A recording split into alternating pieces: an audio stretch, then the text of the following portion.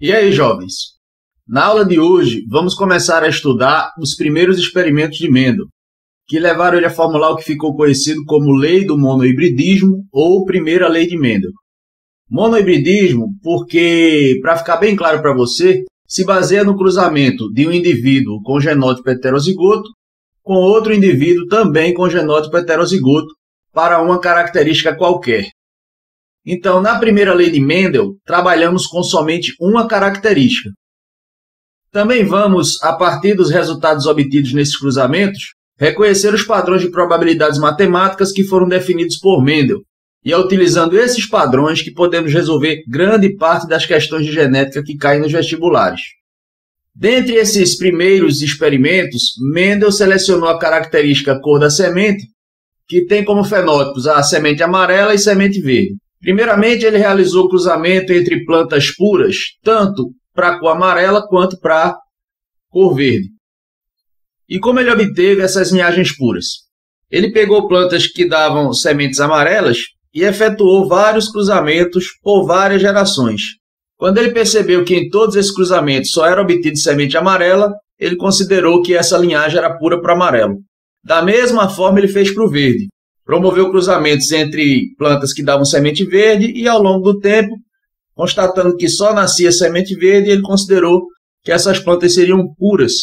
Então, partindo do cruzamento dessa primeira geração, que é chamada de geração P, Mendel considerou que poderia obter como resultado tanto sementes amarelas quanto sementes verdes. Mas, para a surpresa de Mendel, 100% das sementes produzidas eram todas amarelas. Com esse resultado, Mendel suspeitou que quando esses fatores se misturam, ou seja, o fator que determina a cor amarela com o fator que determina a cor verde, parece que o fator amarelo tem prevalência sobre o verde, fazendo com que a semente expresse o fenótipo referente a esse fator dominante. É daí que nasce o conceito de herança com dominância, pessoal, que acontece quando você tem alelos diferentes em um mesmo genótipo e a expressão da característica se dá em função daquele fator que é dominante. O fator que não é dominante é chamado de recessivo, lembrando que fator é o mesmo que gene, porque Mendel tratava com esse termo. E esse conceito de dominância e recessividade nós vimos inclusive em aulas anteriores. Nessas aulas também aprendemos que os fatores, para facilitar o raciocínio, são representados por letras do alfabeto, onde se usa letra maiúscula quando o fator é dominante e letra minúscula quando o fator é recessivo. Então vamos usar a letra A mesmo, a primeira letra do alfabeto, para começar a identificar os genótipos dessa planta da geração P e dessa geração aqui que a gente chama de F1. Na geração P a gente tem a linhagem pura para o amarelo e uma vez que descobrimos que ele é dominante, vamos colocar aqui então azão. Lembrando que as ervilhas também são diploides. E no caso do verde, que é recessivo, eu vou usar a letra minúscula azinho. Essas plantas vão produzir gametas que vão fecundar. Sabemos que os gametas são haploides. Então, no caso da planta amarela, dessa geração P, só há um tipo de gameta a ser formado, que é o azão. E no caso da planta verde pura, só há também um tipo de gameta que ela pode produzir, que é aquele que vai carregar o azinho. Uma vez que a geração F1 foi produzida pela fecundação desses gametas, é claro que todos os indivíduos aqui vão apresentar o genótipo azinho, 100% deles. Então observe que a coisa começa a fazer sentido.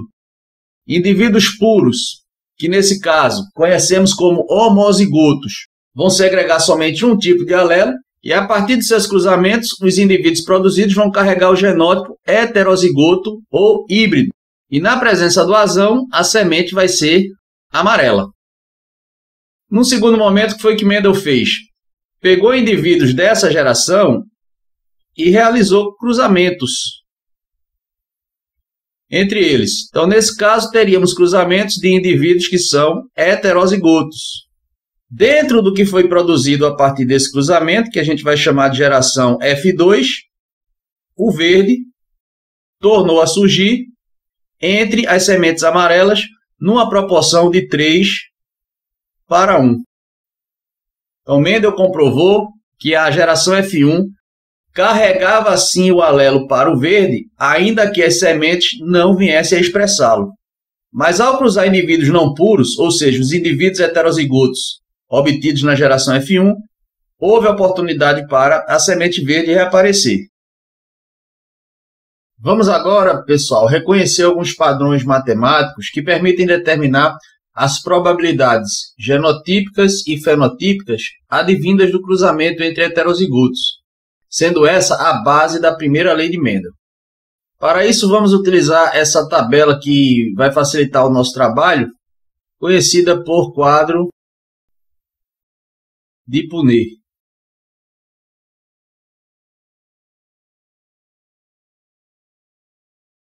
Nesse quadro, a gente vai efetuar o cruzamento aqui entre os heterozigotos. Como é que a gente faz? Primeiro, vamos considerar que essa ervilha aqui corresponde ao pai, essa aqui corresponde à mãe. E aí o primeiro passo é fazer aqui, ó, a distribuição dos alelos desses indivíduos. Ou você pode raciocinar também, fazer aqui a distribuição dos gametas que podem ser formados em função do genótipo do pai e da mãe. Então, por serem heterozigotos, a gente sabe que ou vai segregar azão ou vai segregar azinho. Ou vai formar gameta carregando azão ou vai formar gameta carregando azinho. A mãe também é heterozigota, então vamos proceder da mesma forma. No segundo passo, a gente vai efetuar os cruzamentos. Se esse gameta aqui do pai carregando o azão fecundar o gameta da mãe que também carrega o azão, você vai ter o indivíduo herdando o par azão-azão. O gameta do pai que tem azão fecundando o gameta feminino com azinho vai dar o genótipo azão-azinho. O azão-azinho também vai surgir a partir desse cruzamento, você teria o azinho do pai com o azão da mãe, e também é possível formar o genótipo azinho-azinho correspondendo ao par recessivo. Isso justifica porque a chance da cor verde reaparecer, que foi o que aconteceu aqui. Sabendo que o verde vai se formar a partir do azinho-azinho, essa formação existe aqui desde o primeiro cruzamento, dentro do quadro de Punnett fica fácil de perceber como é que ocorre. Depois de preencher o quadro, o que é que a gente vai fazer? Determinar as proporções genotípicas e fenotípicas. Considerando primeiro as proporções genotípicas, primeira coisa é listar, a partir do quadro, quais são os genótipos que foram possíveis formar. Então, temos aqui o azão-azão, azão-azinho e o azinho-azinho. Agora a gente vai estabelecer as proporções observando quantas vezes cada genótipo desse ocorreu no cruzamento. Então veja que o número máximo de possibilidades são 4. 4 eventos possíveis de cruzamento a partir desses indivíduos heterozigotos. E nesse total de 4 combinações, o azão-azão ele está ocorrendo somente uma vez. A proporção pode ser expressa na forma da fração 1/4 ou 25%. Então, em 4 possibilidades, que é o que está aqui no denominador, azão-azão pode ocorrer uma vez, que é o que está no numerador. Se eu dividir 1 por 4, vai dar 0,25, multiplicando por 100, 25%. Já o azão-azinho ocorre 2 vezes nesse cruzamento, aqui e aqui. Então, a proporção dele vai ser 2 ocorrências em 4 possibilidades, ou então 50%. Bom, a fração 2/4 pode ser simplificada para 1/2. Faça isso para facilitar os cálculos. Mas eu vou deixar assim que é para a gente seguir o padrão, tá? Azinho-azinho ocorreu também somente uma vez, proporção de 1/4, 25%. Feras, dá para a gente perceber um padrão aí depois de definir essas proporções. O genótipo homozigoto, ele tem ocorrência de 1/4. Perceba que isso está acontecendo tanto para azão-azão quanto para azinho-azinho. E o genótipo heterozigoto, ele ocorre na proporção de 2/4. Vamos agora determinar a probabilidade dos fenótipos. Bom, quais são os fenótipos? Estamos trabalhando com a característica cor da semente, então o fenótipo é ou semente amarela, está aqui amarela, ou semente verde. Para identificar a probabilidade, eu vou precisar fazer uma correspondência entre o fenótipo e os genótipos que podem ocasioná-lo.